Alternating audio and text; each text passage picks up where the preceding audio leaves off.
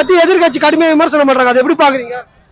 பிறப்புக்கும் எல்லா உயிருக்கும் எல்லாரும் எல்லாமும் பெற வேண்டும், இங்க இல்லாத நிலை வேண்டும் என்ற கோட்பாடோட தான் வெற்றி தமிழகத்தோட வெற்றியான ஆட்சி.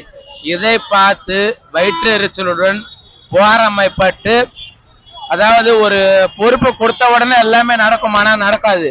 மக்கள் நம்பி கொடுத்துருக்குறாங்க, எல்லாமே படிப்படியா நடக்கும். 10 நாள்லயே இது நடக்கல அது நடக்கல வயிற்றெரிச்சலோட அவங்க பேசுறாங்க. படிப்படியா எல்லாமே வெற்றி தமிழகம் சூப்பரான ஆட்சியை கொடுக்கும் நாங்க சொல்றோம். இன்ஸ்டாகிராம் வச்சுதான் வெற்றி பெற்றாங்க அப்படின்றாங்க, அது எப்படி? அதாவது பல்வேறு குற்றச்சாட்டுகளை வைக்கிறதுக்கு அவங்களுக்கு எதுவுமே இல்லை. இன்ஸ்டாவை ஒரு குற்றச்சாட்டா வச்சு பண்றாங்க. அப்படி இன்ஸ்டால என்னதான் பிரச்சாரம் பண்ணோம், நல்லதுதானே சொல்லியிருப்போம். இன்ஸ்டால அதுதானே மக்கள்கிட்ட போய் சேர்ந்துருக்கோம். இன்ஸ்டால ஒண்ணு எங்க தளபதி ஒண்ணு இன்ஸ்டா எடுத்து அவரு பண்ணல, மக்கள் எடுக்கிறாங்க. அவங்க பண்ணக்கூடிய நல்லதை எடுத்து அவங்க இன்ஸ்டால போட்டு இருப்பாங்க. அதுதான் எல்லாருமே பாக்குறாங்க, அதுதான் எல்லாருமே செய்யறாங்க. அதை பார்த்தெல்லாம் பேசக்கூடாது. திமுக கவர்ச்சியாலதான் வெற்றி பெற்றாங்க, இது ஒரு கவர்ச்சியாலதான் ஓட்டு வந்தது அப்படின்னு. கவர்ச்சி தான், எங்க தலைவரோட முகம் கவர்ச்சி தான். புரட்சி தலைவர் எம்ஜிஆருடைய முகத்துக்கு அப்புறம் இன்னொரு முகம் இருக்குதுன்னா எங்க தளபதியோட முகம் மக்களுக்கு கவர்ச்சியான முகம் தான். குழந்தை முதல் பெரியவர்கள் வரை அனைவரும் ஒட்டுமொத்தமா ரசிக்கக்கூடிய ஒரே தலைவர் 2026ல உதயமாயிருக்கிறாருன்னா அது எங்களுடைய வெற்றி தமிழகத்துடைய வெற்றி தலைவர் முதலமைச்சர் தான். தமிழக முதலமைச்சரோட ஆட்சி வந்து விமர்சனம் பண்ணிருக்காரு உதயநிதி, அதை எப்படி பாக்குறீங்க அந்த விமர்சனத்தை? அதை நாங்க ஒரு பொருட்டாவே நாங்க கண்டுக்கல. அவரோட தொகுதி அவரால் ஜெயிக்க முடியல. அவர் வந்து எங்க தளபதி பேசலாம் ஒண்ணுமே கிடையாது. அவர் வந்து எதிர்பார்க்குது 6 மாசம் சான்ஸ் கொடுத்துருக்காங்க. 6 மாசம் இல்லது இல்ல, இனிமே வர காலத்துல தளபதி மட்டும் தான் இருப்பாரு, வேற யாருமே எதிர்கட்சியா கூட அவங்க இருக்க மாட்டாங்க. இன்ஸ்டாகிராம் ஆச்சு அவங்கதான்ப்பா, நம்ம கிடையாது. நம்மளால தான் அவங்க வந்து மேலுக்கு மேல வராங்க இன்ஸ்டாகிராம்ல பேசி பேசி. ஜூலி பாத்தீங்களா, வந்த இடமா தெரியல போன இடமா தெரியல, தளபதி மேல ஒரு வதந்தி வேற வச்சுக்கிறாங்க. அவங்களாம் ஒரு ஆளே கிடையாது. அது எங்க தளபதியே சொல்லிட்டாரு, அதை பத்தி பேசுது. நாங்க என்ன கவர்ச்சினா என்னன்னு கேட்டாங்க, தளபதியாலே பேச முடியல, நாங்க எதுக்கு பேசணும்? வேண்டாம், விட்டுறலாம். பேசுறவங்க பேசிட்டு தாப்பா இருக்கணும். இனி பல்லவி அவங்களுக்கு நடந்தது ஒரு பெரிய பெரிய பெரிய பெரிய ஒரு இது, ஒரு சிங்கப்பெண்கள். அந்த சிங்கப்பெண்ணை அவங்க மாசமா இருந்தா கூட அவங்க தொகுதியில நின்று அவங்க வின் பண்ணிருக்காங்க. அதே தொகுதியில கருணை அடிப்படையில ஓட்டு கேட்டாங்க, அவங்க வின் பண்ணாங்களா? தளபதியை வந்து யாருக்கு பிடிக்குமோ அவங்க ஜெயிக்க வைப்பாங்க. மக்கள் அவங்கள நம்புறாங்க. இனி வரும் காலங்களிலே தளபதி மட்டும்தான் ஜெயிப்பாரு, வேற யாராலையும் இது பண்ண முடியாது. அவங்களாம் அதை சொல்றமே, தளபதியை பேசுறவங்க பேசிட்டு இருக்கணும். அவர் பாட்டுன்னு செயல் செயல் செயல் செயல் செயல் மட்டும்தான் அவரோட வாழ்க்கையில. எதிர்கட்சிகள் கடுமையா விமர்சிக்கிறாங்க விஜய் ஆட்சியை குறித்து, இது எப்படி பாக்குறீங்க? இது எப்பவுமே நடக்கிற விஷயம்தான். நம்ம வந்து இன்னும் 1 மாசம் கூட ஆகல, இப்பயே வந்து ஆரம்பிச்சுட்டாங்க. நம்மளுடைய எதிர்கட்சி தலைவர்கள் எல்லாருமே என்ன பண்றாங்கன்னா விஜயை பத்தி ரொம்ப பேசுறாங்க. அது ஆக்சுவலி அது ரொம்ப ரொம்ப தப்பு. அது இப்ப அவங்க வரும்போதெல்லாம் பண்ணாங்களா இந்த மாதிரி எதிர்கட்சி தலைவர்கள் இந்த பண்ணாங்களா? பண்ணதே கிடையாது. இன்னும் வாய்ப்பு கொடுக்கணும். தலைவர் என்ன சொல்லிக்கிறாரு, பொறுமையா இருங்க, எங்களுக்கு வாய்ப்பு கொடுங்க, நாங்க செய்யறோம்னு சொல்லியிருக்காங்களே. இப்பயும் அதே போல பாத்தீங்கன்னா தினம் வந்து பழைய நியூஸ் எல்லாம் எடுத்து திரும்ப இப்ப போட்டு இப்பதான் இது நடக்குது இதை செய்யறாங்க சொல்லிட்டே இருக்காங்க. பட் அது ரொம்ப நாங்க வன்மையா சொல்றோம். நாங்க வந்து அமைதியா நாங்க பொறுமையா நாங்க காத்து கொண்டு இருக்கோம். ஆனா இதுக்கு முன்னாடி வீடியோ வந்து கண்டிப்பா இன்னொரு 6 மாசம் இருங்க. அவன் சொன்னாலும் 6 மாசத்துக்கு அப்புறம் என்ன நடக்குதுன்னு, இன்னும் 6 மாசம் இருங்க. இப்போதானே எங்க பாத்துக்கிறீங்க, நீங்க ஃபுல்லா பாத்துக்கிறீங்களா எல்லா அமைச்சர்கள் எப்படி பேசியிருக்காங்கன்னு. மக்களுக்கு புதிய நம்பிக்கை வந்து உருவாகி இருக்கு. அது நம்பிக்கையை வந்து எதிர்கட்சியை வந்து நாங்க வந்து உடைச்சு கொண்டு நாங்க இருக்கிறோம். இன்னும் வந்து பாத்தீங்கன்னா அந்த ஆர்கே நகர் சொல்றீங்களே, இங்க எவ்வளவு பிரச்சனை நடக்குது தெரியுமா? இங்க முன்னாள் இருந்த எம்எல்ஏ என்ன பண்ணிருக்கு தெரியுமா? அந்த அளவுக்கு விஷயம் நடந்திருக்கு. ஆனா இன்னைக்கு வந்து நம்ம மரிய வில்சன் சார் சார் வந்து இன்னைக்கு வந்து நிறைய விஷயத்த வந்து மக்களுக்காக செய்யணும், நல்லா பண்ணணும்னு சொல்லி இன்னைக்கு வந்திருக்கிறாரு. அதை வந்து கண்டிப்பா வந்து நிறைவேற்றுறது எங்களுக்கு நம்பிக்கை எங்களுக்கு இருக்கிறது. ஊரோட 1000 சொல்லுங்க இன்ஸ்டாகிராம் எப்படிங்க இன்ஸ்டாகிராம் ஓட்டு போட்டவங்களும் அப்புறம் என்னங்க இருக்குது? அப்பனா நாங்க எல்லாம் பாருங்க, இன்னமும் ஓட்டு போட்ட இது வந்து எங்களுக்கு இன்னும் அழியல. எங்களுக்கு இன்னுமா நாங்க தீயா பரவிதான் இருக்கோம். இளைஞர்கள் நாங்க இன்னமும் தீயா பரவிதான் இருக்கோம். அதுக்குள்ள இன்ஸ்டாகிராம் சொன்னா என்ன அர்த்தம்? இதுக்கு சோசியல் மீடியா ஐடி விங்ஸ், டிவிக்கு ஐடி விங்ஸ், அவ்வளவுதான். ஒவ்வொருத்தரையும் ஒரு விஷயம் நடக்குது, அந்த விஷயத்துக்கு அதை அவங்க வந்து செய்யறாங்க. விர்ச்சுவல் வாரிஸ் அந்த துறை அவங்க என்ன செய்யறாங்க அதை செய்யறாங்க. அதே மாதிரி ஒவ்வொரு அணி இருக்கு, அந்த அணிக்கு வந்து என்ன செய்யணுமோ அதை செஞ்சுதான் இருக்காங்க. அந்த அணி செஞ்சதுனால்தான் இன்னைக்கு எல்லாருமே வந்து வின் பண்ணிருக்காங்க. இல்லைன்னா அது நடந்தே இருக்காது. பாத்தீங்களா, இதெல்லாம் தேவையா? இது தேவையில்லாத பேச்சு. இது நாங்க சொல்ல முடியுமா? அப்ப அவங்க வந்தாங்களே, அப்ப நாங்க சொல்ல முடியுமா ஊழல் ஆச்சு, ஊழலுக்காக நடந்து ஏன் இத்தனை வருஷமா பண்ணியிருந்தாங்க, 5 முறை வந்து வின் பண்ணாங்க, 7 முறை வின் பண்ணாங்க, அப்பதான் ஊழல பண்ணாங்களா பேசணும் மாட்டாங்க. போன வாட்டி கூட இருந்தோம், பண்ண மாட்டாங்க, பண்ணவே இல்லை நாங்க. ஆனா இன்னைக்கு வந்து 1000 சொல்லும் ஊரு, பட் நம்மளுடைய நிலைமை என்னது நம்மளுக்கு தெரியும். இப்ப இத்தனை இளைஞர்கள் இருக்காங்க, இத்தனை இளைஞர் மேடையில பாருங்க, எல்லாம் இளைஞர்கள் தான். அந்த இளைஞர்கள் எல்லாம் எதுக்கு வந்திருக்காங்க? ஒரு புதிய மாற்றத்துக்காக வந்திருக்காங்க. அவங்க எல்லாம் ஏதாவது பண்ணணும்னு சொல்லி வந்திருக்காங்க. இப்போ அதனால வந்து இது வந்து கவர்ச்சி அதெல்லாம் சொல்றது ரொம்ப ரொம்ப தப்பு. அது ஃபியூச்சர்ல அது வந்து மாறும், எங்களுக்கு மாற்றத்தை வந்து நாங்க நம்பி இருக்கோம். அக்கா, எதிர்கட்சி விமர்சனம் பண்றாங்க இல்லையா, உதயநிதி விமர்சனம் பண்றாங்க, அது எப்படி பாக்குறீங்க? அது கொஞ்சம் மோசம்தான், அவர் பண்றது தப்பான விஷயம். ஏன்னா விஜய் அண்ணாவை பத்தி இவ்வளவு பண்ணக்கூடாது. இப்பதான் வந்திருக்கிறாங்க, அவங்க அரசியலுக்கு முன்ன இருந்து வரல. ஏன்னா அவங்க வந்து ஃபர்ஸ்ட்ல இருந்து வந்திருந்தாங்கன்னா இவங்க சொல்ற நியாயம். இப்பதான் வந்திருக்கிறாரு நம்ம அண்ணா, அவங்கள விமர்சனம் பண்றது தப்பான விஷயம். இன்ஸ்டாகிராம் வச்சுதான் வெற்றி பெற்றாங்க, இன்ஸ்டாகிராம் ஆச்சுன்னு சொல்றாங்க. அதுக்கெல்லாம் வாய்ப்பே இல்லை. எங்க அண்ணா எங்க நின்னாலுமே ஜெயிப்பாங்க. கவர்ச்சியான ஓட்டுல எதுவுமே கிடையாது. அண்ணனை பார்த்தாலே போடுவாங்க ஓட்டு. கூட்டணி விஜய் முதலமைச்சர் ஆகிறதுக்கு ஆதரவு அளித்தவர்களா அவங்க தப்பா பேசுறாங்களா, அது எப்படி சொல்றீங்க? புரியல.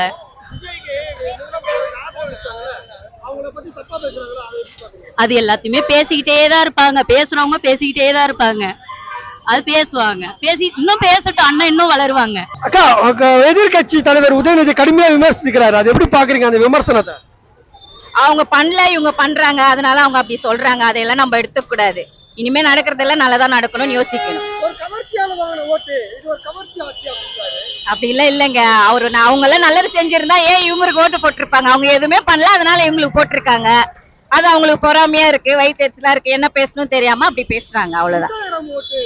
அதெல்லாம் சும்மா இன்ஸ்டாகிராம்ல இல்ல, அப்படிலாம் இல்ல, அதெல்லாம் போய். தளபதி அவர் நல்லா செய்வாருன்னு தான் எல்லாரும் ஓட்டு போட்டிருக்காங்க. இனிமே செய்வாரு. தமிழ்நாடு சூப்பரா இருக்க போகுது.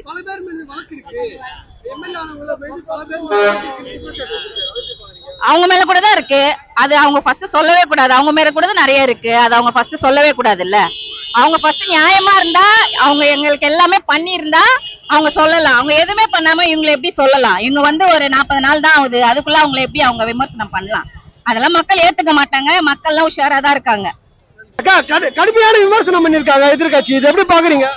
அவங்க வந்து தோத்துட்டாங்க, அவங்களுக்கு விமர்சனம் பண்றத தவிர வேற வேலை கிடையாது. எங்களுக்கு அது வேலை கிடையாது, நாங்க அடுத்ததை நோக்கி முன்னேறினே போயினே இருப்போம். அதனால பொறுமைதான், அண்ணனுக்கு எல்லாமே செயல் தான். அவங்க விமர்சனம் பண்ண அதுக்கு எதிர் விமர்சனம் பண்றது எங்க வேலை கிடையாது. எல்லாமே நாங்க செயல்ல காட்டுவோம்.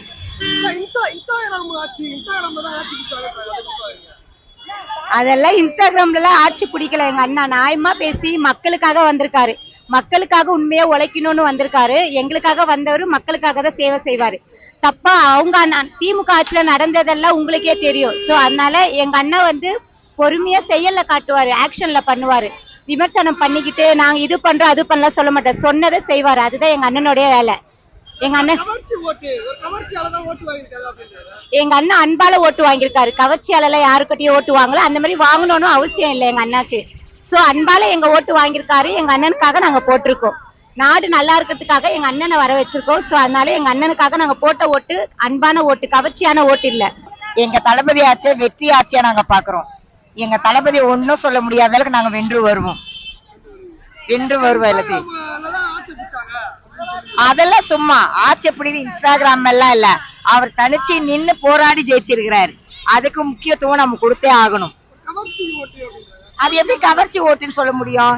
எல்லாம் லேடிஸ்ங்களும் இருக்கிறோம், ஜென்ஸும் இருக்கிறோம். இது எப்படி கவர்ச்சி ஓட்டா இருக்கும்? கவர்ச்சி ஓட்டுன்னா அவங்களோட மைண்ட் செட்டப் ஆட மாதிரி. அவங்க கவர்ச்சின்றது எதை மீன் பண்ணி சொல்றாங்கன்னு தெரியல. நாங்க வந்து அவரை எங்க அண்ணனா தான் பாக்குறோம். இன்னமும் ஜோசப் விஜய்னா எங்களுக்கு அழகாதான் வருது. அதை வந்து அவங்க எப்படி கவர்ச்சி சொல்றாங்கன்னு எங்களுக்கு தெரியல. அது அவங்களுக்கு கவர்ச்சியா இருந்தா அதுக்கும் நாங்க பொறுப்பாக முடியாது. நாங்க வந்து அவரை எங்க அண்ணனா தான் பாக்குறோம், எங்க கடவுளா தான் பாக்குறோம். எதிர்கட்சியோட விமர்சனத்தை எப்படி பாக்குறீங்க? விமர்சனம் பத்தி பேசுறாங்க, அவங்களே அந்த விமர்சனத்துல தான் இருக்காங்க. ஏன்னா அவங்க இன்ஸ்டா ரீல்ஸ்ன்னு பேசுறாங்க, அந்த இன்ஸ்டா ரீல்ஸுக்கு அவங்களே இப்ப அடிமையாயிட்டாங்க. நாம தான் இப்ப இன்ஸ்டா ரீல்ஸ்ல பிரபலம் ஆகிறோம்னு நினைச்சோம்னா அவங்களும் அதுக்கு பிரபலமாக ஆசைப்பட்டாங்க. அதனால இன்ஸ்டா ரீல்ஸ்ல நம்ம பிரபலம் ஆகிறோம்னு பத்தி பேசுறதை நினைச்சு நம்ம கவலைப்படக்கூடாது. கவர்ச்சி ஓட்டு அப்படின்றாங்க. கவர்ச்சி என்பது வேற, கவர்ச்சின்றதுல நிறைய விதம் இருக்கு. நம்ம அண்ணனை பிடிச்சனால நம்ம ஓட்டு போட்டிருக்கோம். அதனால கவர்ச்சின்றத பத்தி இந்த இடத்துல பேச வேணாம். நிறைய நிறைய குற்றச்சாட்டு வச்சிருக்காரு உதயநிதி. நிறைய கெளிச்ச எம்எல்ஏக்கள் மீதுலாம் நிறைய வழக்கு இருக்கு அப்படின்னு சொல்லியிருக்காரு. அதை எப்படி பாக்குறீங்க? நம்ம இருக்கிற எம்எல்ஏங்க எல்லாமே தாழ்த்தப்பட்டவங்க, ஒரு நடுத்தர குடும்பத்துல இருந்து வந்த எம்எல்ஏங்கள் தான் அதிகமா இருக்காங்க. அதனால அவங்க சொல்ற விமர்சனம் எதையுமே நம்ம பெருசா எடுத்துக்கவே கூடாது. மக்களுக்கு எல்லாம் தெரியறதுனால தானே மக்கள் தேர்ந்தெடுத்திருக்காங்க எல்லாரையும். கண்டிப்பா நல்ல ஒரு இது கிடைக்கணும்னு, ஆட்சி கிடைக்கணும்னு தான் மக்கள் இவ்வளவு இதுவும் எடுத்தாங்க. எடுத்துட்டே தாங்க 108 எடுத்திருந்தாங்க. 118 எடுத்திருந்தா இன்னும் கொஞ்சம் நல்லா இருந்திருக்கும். ஆனா கடுமையான விமர்சனம் வருது, எதிர்கட்சிகள் விமர்சனம் பண்ணியிருக்காங்க. இது எப்படி பாக்குறீங்க? எதிர்கட்சியா இருக்கிறவங்க விமர்சனம் பண்ணாதான் செய்வாங்க. இன்னும் டைம் வரல, 6 மாசம் வச்சு டைம் கொடுக்கணும். வந்தோடனே எல்லாம் பண்ணணும்னா பண்ண முடியாது, கொஞ்சம் டைம் கொடுக்கணும். 6 மாசம் கூட ஆகல, தளபதி சொன்ன மாதிரி வந்த அரை மணி நேரத்துல இருந்து ஸ்டார்ட் பண்ணிட்டாங்க அவங்க விமர்சிக்கிறது. அதுவும் இல்லாம ஸ்டாலின் ஆட்சிக்கு வந்தோடனே 1000 ரூபாய் கொடுத்தாரா? எல்லாருமே இப்பவே கேக்குறாங்க. 2500 ரூபாய் கொடுக்குறேன்னு சொன்னாரு, 6 சிலிண்டர் கொடுக்குறேன்னு சொன்னாரு. ஸ்டாலின் எப்போ கொடுத்தாரு 1000 ரூபாய்? கலைஞர் மகளிர் தொகை எப்போ கொடுத்தாங்க? 2 வருஷம் கழிச்சு தான் கொடுத்தாங்க. 1 வருஷம் கழிச்சு, அதுவும் 2 வருஷம் காசும் சேர்த்து கொடுக்கல. அதுல பாதி பேர் கொடுக்கவே இல்லை. தகுதி இருக்கிற பெண்களுக்கு மட்டும்தான் கொடுக்குறேன்னு சொன்னாங்க. அதுவும் பாதி பேரை கட் பண்ணிட்டு 1 கோடி மக்களுக்கு மட்டும்தான் கொடுக்குறாங்க, பெண்களுக்கு மட்டும்தான் கொடுக்குறாங்க. இப்போ 2500 ரூபாய் கொடுக்கல, 2500 ரூபாய் கொடுக்கல, 6 சிலிண்டர் கொடுக்குறேன்னு சொன்னாரு. கவர்ச்சின்றாங்க. இப்போ நம்ம ஆதவர்ஜனா சொன்ன மாதிரி கவர்ச்சின்னா இப்போ 2021 அவங்க ஜெயிச்சாங்களே, அப்போ ஸ்டாலின் கவர்ச்சியா? ஸ்டாலினோட கவர்ச்சி பார்த்து தான் இப்போ ஓட்டு போட்டாங்களா? இப்போ தளபதி கவர்ச்சி பார்த்து ஓட்டு போட்டாங்கன்னா 2021 ஸ்டாலினோட கவர்ச்சி பார்த்து ஓட்டு போட்டாங்களா? அதே கவர்ச்சிக்காக தானே உதயநிதி ஸ்டாலினை வந்து சினிமா கமிச்சு விட்டாங்க. அப்போ கவர்ச்சி நல்லா இருந்துச்சா? எங்க அண்ணன் ஆதவர்ஜனா சொன்ன மாதிரி உதயநிதி வந்து இருந்தப்போ கவர்ச்சி, எங்க தளபதி வந்தா வேற கவர்ச்சியா? இப்போ அவர் கவர்ச்சியை ஏத்துக்கலன்னு தானே இப்போ அவர் தோத்து போயிட்டாரு. உதயநிதி ஸ்டாலின் தப்பிச்சுட்டு ஜெயிச்சிட்டாரு சேப்பாக்கத்துல. சேகர் பாபுவும் அவர் மட்டும் தான் இப்போ சென்னையில எம்எல்ஏவா இருக்காங்க. இப்போ அவங்க 2 பேரும் இல்லைன்னா சென்னை ஃபுல்லாவே டிவிக்கோட கோட்டையா தான் இருக்கும். வழக்குகள் இருக்கு, எம்எல்ஏ மீது நிறைய வழக்குகள் இருக்குன்னு குற்றச்சாட்டு வச்சிருக்காரு உதயநிதி. எப்படி பாக்குறீங்க? அவங்க கட்சியில எல்லாருமே யார் மேலேயும் எந்த வழக்கம் இல்லையாமா? எல்லார் மேலேயும் ஒரு வழக்கு இல்லைன்னு சொல்லி காட்ட சொல்லுங்க. திமுகல நான் டிவிக்கில் இருக்கிற எல்லாரையுமே நாங்கள் அதுக்கு பதில் சொல்றோம். டிஎம்கேல யார் மேலுமே வழக்கு இல்லையா? சேகர் பாபு மேல வழக்கு இல்லையா? ஊழல் இல்லையா? லஞ்சம் இல்லையா? எல்லார் மேலேயும் கேஸ் இருக்கு, போக்சோ கேஸ் இருக்கு, எல்லா கேஸுமே இருக்கு. டிவிகளை பத்தி எல்லாருமே தப்பா தான் பேசுவாங்க. ஏன்னா அவங்களுக்கு இன்னும் அந்த தோத்து போன இது வந்து அவங்களுக்கு இன்னும் தெரியல, ரீசனு கண்டுபிடிக்க தெரியாம அவங்க வந்து டிவிக்கு மேல என்ன பழி போடணுமோ அதெல்லாம் போட்டுட்டு இருக்காங்க. அதே ஒரே ஒன்று, இப்போ வந்து ஒயின் ஷாப்லாம் க்ளோஸ் பண்ணுறாங்க. டிஎம்கே ஆட்சியில் வந்து ஆர்கே நகரில் மட்டும் 5 ஒயின் ஷாப் இருந்துச்சு. 1 கிலோமீட்டருக்கு ஒரு ஒயின் ஷாப் இருந்துச்சு. இப்போ வந்தோடனே தளபதி வந்தோடனே 2 ஒயின் ஷாப் தூக்கிட்டாங்க. இன்னும் 3 தான் இருக்கு. அந்த 3ஐயும் தூக்கணும்ட்டு நம்ம மரியவல்சன் அண்ணன் நான் ரெக்வஸ்ட் வச்சுக்கிறேன். எதிர்கட்சி விமர்சனம் பண்றாங்க, உதயநிதி விமர்சனம் பண்ணிருக்காரு. எப்படிக்கா பாக்குறீங்க? எங்க தலைவர் வந்த உடனே தான் எங்களுக்கு பெண்களுக்கு பாதுகாப்பு. அவங்க கட்சியில இருக்கும்போது பாதுகாப்பு எங்களுக்கு இல்ல. 10 வயசு பொண்ணுல இருந்து 2 வயசு குழந்தைங்க வரலையும் பாதுகாப்பே கிடையாது. அப்ப செஞ்ச குற்றத்துக்கு தான் இப்ப சார் மேல விமர்சனம் வைக்கிறாங்க. வேற என்ன? அக்கா இன்ஸ்டாகிராம் வச்சுதான் ஜெயிச்சாங்க, இன்ஸ்டாகிராம் ஆச்சு அப்படின்றாங்க. இன்ஸ்டாகிராம்ல வச்சு ஜெயிச்சாங்கன்னா இன்ஸ்டாகிராம் மூலயமா நடக்கிறத தானே போடுறாங்க. கவர்ச்சி ஓட்டு தான் வாங்குறாங்க, ஒரு கவர்ச்சியால ஓட்டு வந்தது அப்படின்றாங்க. கவர்ச்சியான ஓட்டு எல்லாம் கிடையாது. தலைவர் மக்கள் விரும்பும் முதல்வரா விஜய தேர்ந்தெடுத்திருக்காங்க. சொல்லுங்க. ஆனா எதிர்கட்சிகள் குற்றச்சாட்டு வைக்கிறாங்க, இது எப்படி பாக்குறீங்க? இதுக்கு முன்னாடி ஆட்சி அவங்க நடத்தும் போது அவங்க குற்றங்கள் நிறைய தான் நடந்துட்டு இருக்கு. பாலியல் வன்கொடுமை, அப்புறமா இப்ப கூட கொலை எல்லாமே நடந்துட்டு இருக்கு. அப்படி இருக்கும்போது அவங்க ஆட்சியில மட்டும் நல்லது. இது ஆட்சியை வந்து பேரை கெடுக்கிறதுக்காக அவங்க பண்ற அவங்க சதிதான் இது. இது வந்து நல்லாட்சி தான், இது மக்களாட்சி, மக்களால் தேர்ந்தெடுக்கப்பட்ட மக்களாட்சி இது. அதனால வந்து இதுல குறைன்னு சொல்ற வந்திருக்கிறது இன்னும் 45 நாள் தான் ஆயிருக்கு. அதனால இது அவங்க சொல்றது வந்து மிக வன்மையா கண்டிக்கத்தக்கது.